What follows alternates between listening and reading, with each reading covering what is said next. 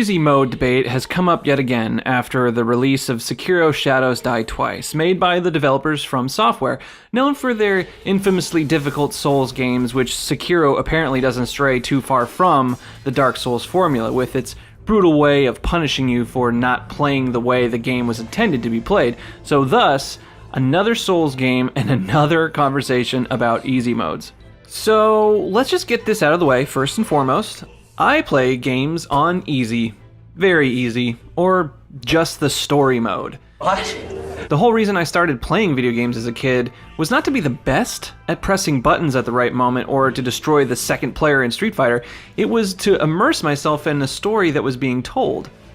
I really like what Luke Plunkett at Kotaku wrote in his 2012 article about easy modes. Quote, "When I'm playing to move my way through a story, like turning the pages of a book." That's exactly how I play video games. So let me for a moment share with you one of my earliest memories of being completely mesmerized by a video game, just so you have a better idea of where I'm coming from.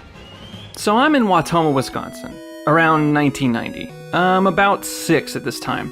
My parents were traveling musicians, so during one of their usual out-of-town regencies there, I was being babysat with another group of kids while my parents were playing out in the venue. We did the usual kid stuff, hide and seek, cops and robbers, that sort of thing. Then we pull out the Nintendo and play Mario and some other games. I can't remember what the other games were. Some reason or another, the kids and I were separated and I was somehow left alone in the room with nothing but the Nintendo and my own youthful wonderment. Bored with whatever game I was playing at the time, I decided to sift through the rest of the kids' collection, and lo and behold, my eyes were nearly blinded by this gold cartridge.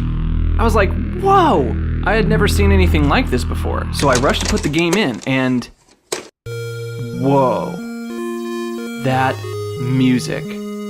I didn't press anything on the controller. In fact, I may have dropped it altogether at that moment and just perked my ears and let the most captivating 8-bit music I have ever heard fill my head. I didn't have to read the beginning exposition. I got it. Save the freaking princess, save the world. And as I began to play the game, I wasn't simply helping Link accomplish his journey in saving Hyrule by pressing various buttons correctly. I was Link. And I was on a courageous mission to defeat the evil warlord Ganon. Problem was, I was only 6 and I couldn't figure out any of the puzzles, and the difficulty was just too much for my little child brain. But even though I never beat the game, that didn't stop me from constantly imagining scenarios in which I was a brave fighter fighting through hordes of monsters to save the universe. That small intro was enough to suck me into this fantastical world where a 6-year-old only child can be an imaginary hero.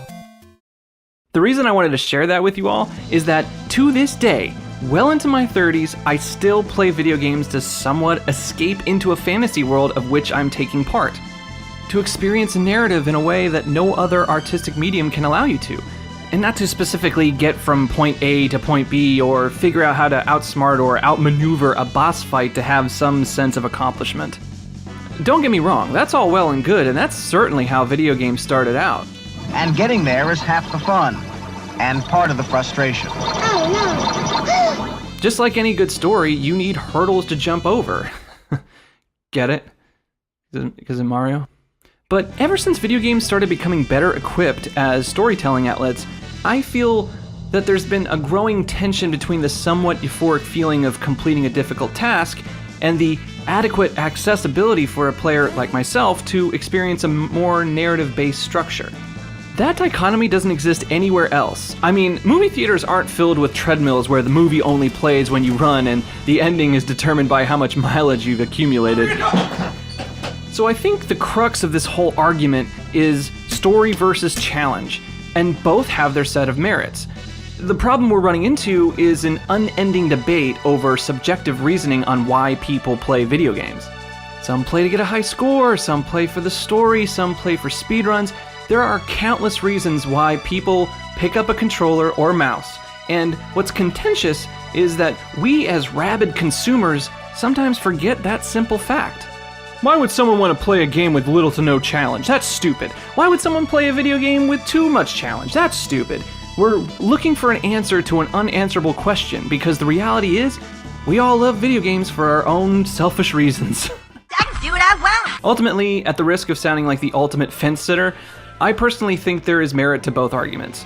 If a developer feels like adding an easy mode would diminish their work, then they shouldn't be forced to do so, because even if that bid was successful, making someone do something they didn't originally want usually results in, well, less than adequate results, taking some of the passion away from the creation. And yes, the joy of learning something that was once thought impossible can be quite satisfying. With that said, I think it's entirely acceptable to voice your desire for more accessible video games. The market is there, and it's been there for quite some time. Free market is a jungle. It's beautiful and brutal. By you explaining why you love that particular market, it only confirms the value of its existence, especially in the age of social media, where I'm sure companies pay a lot of attention in order to capitalize on certain trends.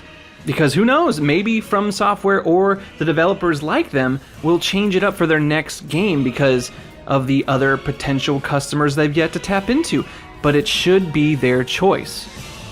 Although I personally would love there to be an easy mode in games like Sekiro, but if I were to be completely objective here, I commend From Software for their steadfast dedication to challenging games in the face of the temptation of a more easygoing and probably more profitable direction. I feel like we need more companies that stick to its principles. BioWare is all but a shell of its former self, Bethesda is hanging by the hopefully good Elder Scrolls 6's thread, EA is apparently wanting thanks for something it should have been doing in the first place by not having microtransactions in single-player games. But all in all, it's a fun debate to have as long as we respect each other's differences and our love for this one-of-a-kind art form. Video games are created to inspire us, challenge us, save us from ourselves in some cases, and ultimately bring us together as a community. And what makes us gamers is not how we play or what we play, but that we play. Period. Hashtag we play. In any case, I hope you all enjoyed the video. Like and subscribe. More videos to come. Have a good one.